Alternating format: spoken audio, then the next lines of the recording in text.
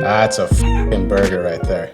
So I've got beef chuck roll right here. I've got a lot. This is 3 pounds, and I've got 5 pounds right here. Get a lot if you're having a party for the Super Bowl, right? Just get ground beef if you want. I prefer to grind my own meat because it's kind of dangerous when you buy ground meat. Depending on who handle it, you don't really know if they're handling it properly, and ground beef can be dangerous if not handled properly. So I just prefer to do it myself.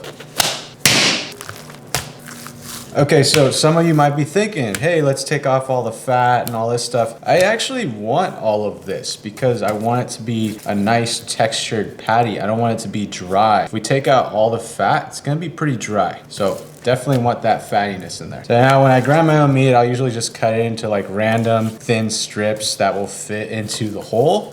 So that's what I do. All right, this is my setup. Grinder, tray for everything to land on. Here's my meat. Let's get going. Now, when grinding your meat, I would suggest keeping this guy in the freezer so this all stays cold. Keeps your meat cold and it doesn't heat up so much. We want to keep this cold, remember that.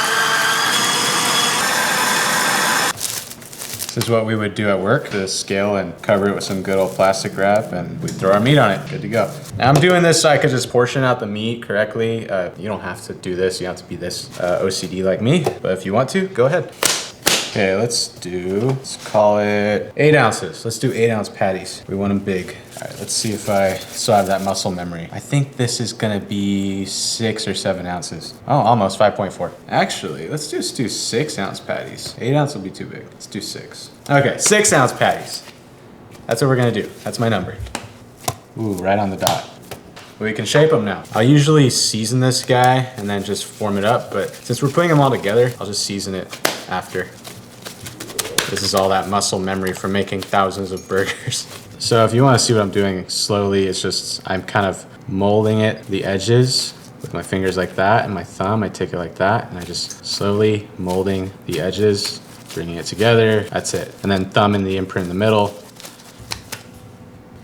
Doesn't have to be perfect. It's just how I like mine. I'm not really a fan of those burger molds either. You seen those, dude? Like those round? Yeah, I'm not really a fan of that. I don't like it when it looks like a pressed out patty. It's kind of weird. Like the frozen ones you get? Yeah, like those frozen ones. Not a fan of that. I really like smash patties too. What if we should turn this into a smash patty one? No, that'll just be too much stacking. So yeah, this is gonna be great. Like I said, if you're entertaining for the Super Bowl or something, and you just wanna get all these burgers done at once, and it's also a cool way to do it, you know? Really cool presentation, you'll see right now. Well, you probably already saw if you saw the beginning of this video. It's gonna be a tower of burgers and it's gonna look really cool. We're also gonna make these animal style today. So you'll see the fixings that we put between each burger patty. If you guys don't know what animal style is, that's a In-N-Out thing. Okay, so since these are gonna be animal style, I'm gonna do onions. Animal style is usually caramelized onions. I don't know, maybe I should sear them off before. But you know what? I want this to be the least amount of work as possible. I'm gonna put it all together. So you know what? I'm not gonna caramelize them. I'm not gonna do it. You could if you want to, but, oh, bless you, Michael. What I'm gonna do is I'm just gonna put them in raw, and maybe I won't do thick cut onions. Maybe I'll slice them thin so that they sort of can caramelize. Yeah, let's do that. And then we'll do a thick one on the top. Why not? Okay, this is gonna be our top and bottom. This is a Japanese mandolin, Ben Reiner, my favorite mandolin ever. This is the big boy.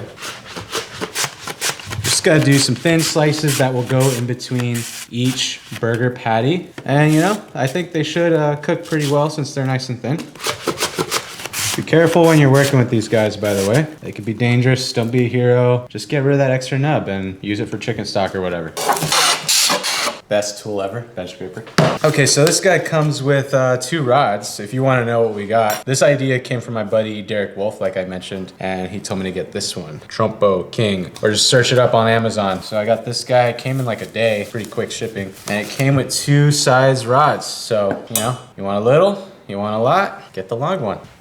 Okay, so this will be my bottom right here. Be very careful when I'm doing this, right? All right. Oh, wait, I forgot the cheese. Best cheese ever, American cheese. You already know it. And that's what also makes this like a In-N-Out burger. American cheese, the caramelized onions. Adding bacon doesn't come with bacon. What do you guys like more, In-N-Out or Whataburger? Do you guys even know what Whataburger is? It's the best. Okay, so I'm gonna do burger down. Then I'm gonna do salt. Actually, I should have just done that before. Anyways, we'll do that next time. Bacon. This is so fun though. If you have kids, do this with your kids, right? This is pretty cool. I'm just seasoning in between. Also, a quick tip, if you're working with proteins, make sure to throw away the seasonings that you're using after touching them with your meaty hands. Just don't do it. Don't reuse it. Look at that. It's looking good, dude. I don't know, do you think it's gonna fill up the stick? We'll find out, we'll see. Oh wait, we missed the important part. Hold on, the onions. Can't forget the onions. There we go. Now she's working. Let's see if I could get in the same hole that I made. And then we just keep repeating the process. There we go. Let's put 2 slices on this one.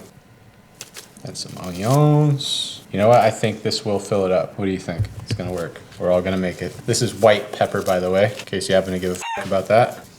Is it straight though? Kind of tilty. Maybe I'll compact it a little bit. It's looking good though. Why does this smell good too? The onions. It's the onions and the bacon and all that. I think I might have to start putting more bacon though, just to use it all. There we go.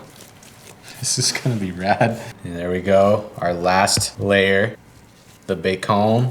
Then finish it with, let's see, should we put it this way or this way? What do you think, Michael? Sideways. Let's just do it like this, like a sandwich.